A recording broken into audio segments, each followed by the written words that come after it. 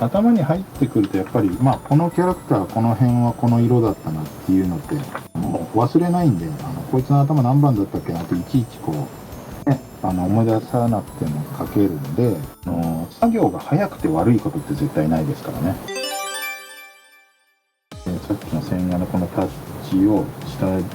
きレイヤーにしてこれだから楽ですよね。いいですね。タッチレイヤーを無視する川上さんが教えてくれたはいコツ。もうこれで腫れちゃいましたからね、もう。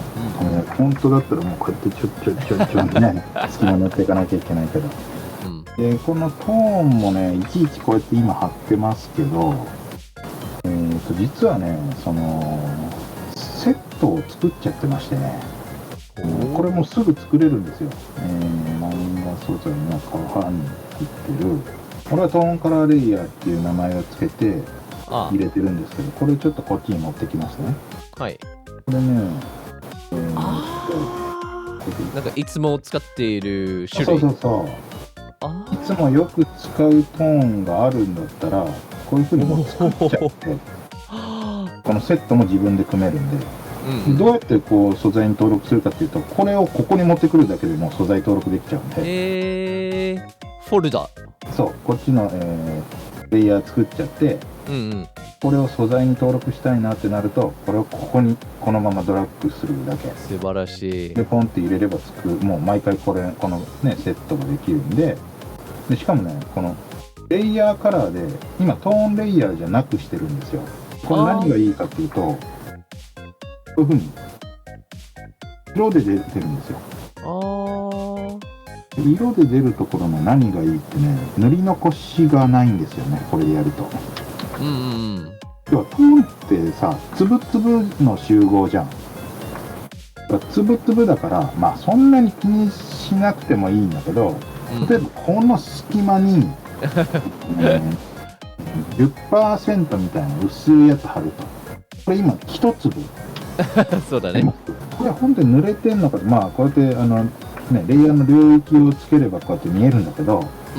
これちょっと分かりにくいなっていうのを防ぐために、これ色ならこれ、ここまで濡れてるわっていうのがよく分かると。なるほど。で、とりあえず、レイヤーのセットを組むときは、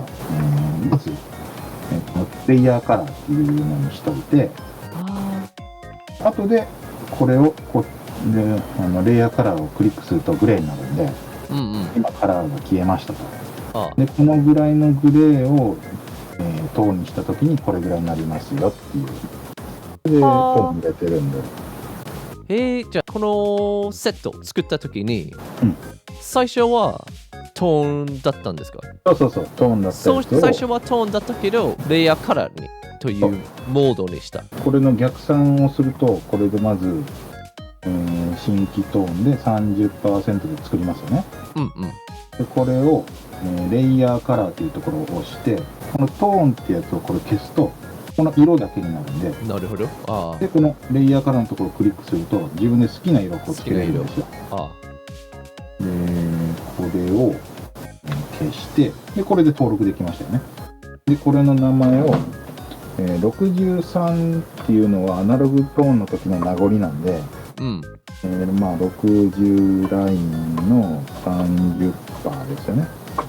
っていう風にこう名前つけとくと、こうやってピンクで塗っていきますと。なるほど。じゃあ今レイヤーカラーモードになってるから、塗るときはレイヤーカラーモードそのまま使って、で、最後にトーン化したいときはこのレイヤーカラーを1回押してトーンを1回押すとちゃんとトーンになると。なるほど。トーン部分とレイヤーカラー部分は両方あるんだけど、レイヤーカラーはオフにしたらトーンだけ見える。そう。基本的なトーンだけにしといた方がいいかもしれない。このレイヤーカラーで作るのは。漫画の連載とかってなるとやっぱり同じ服着た同じキャラクターが何回も同じように登場するんで、こいつの服はもうこれ、髪の毛の色はこれ決まってるんで、そういうもう頭に入ってるやつはどんな色で塗ってても大体変換したらトーンにしたらこれぐらいの色になるなっていうのを分かってるやつだけこれを使って塗るっていう風にした方が、例えば背景をこういうので塗り出すとちょっとしんどいかもしれない。どこがどういう濃さなんだろうっていうのを慣れるまこのシステムだとあまりプレビューがわからないんだけど、いつも同じトーン使ってるキャラクターとか、これで結構スピード速くなりますね。そうだね。頭に入ってくるとやっぱり、まあこのキャラクターこの辺はこの色だったなっていうのって、もう忘れないんで、こいつの頭何番だったっけなっていちいちこう、ね、思い出さなくても書けるんで。そっか、いいね。なんかアニメもこんな感じで影入れてるんですよね。赤と緑と青でなんか影とハイライトとか、そういう風に色でなんか指示次の人に出してる感じ。やっぱりプロでやるんだったらこういう技術がすごい役に立ちますね。そうですね。まあアシスタントとかもこういうのを覚えておくとやっぱり役に立ちますね。作業が早くて悪いことって絶対ないですからね。作業よりも絶対早い方がいいですし。プロじゃなくてもアマチュアでなんかツイッターで自分でなんか漫画アップしたくてもなんか時間がかかりすぎてなかなか次のエピソード書けない。こういうコツを使ってなんかもっといっぱいエピソードをアップして、なんか例えばフルタイムで仕事やって夜しか漫画描けない人とか、やっぱこういうコツがあると便利。そうですね。まあコツももちろんですけど、やっぱり、その辺はね、アナログに比べてやっぱりデジタルって時間短縮にはものすごくなってるんで。そうだね。このトーンをアナログで貼ろうと思ったらめちゃくちゃ時間かかりますし。そうだね。お金も結構かかるし。そう、トーンも高いからね。で、これを色を戻しまして、トーンに戻しまして、でこれで基礎はだいたいこれで完成。まあ要は、アシスタントさんにここまではやってもらうんですよ、俺は。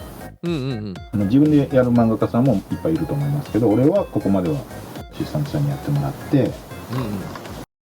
少し軽くどういうようなコンテンツをやってるか紹介していただけますか。漫画家チャンネルという YouTube チャンネルをプロの漫画家である僕がいろいろ漫画にまつわるようなことをいろいろとやってみたり語ってみたりする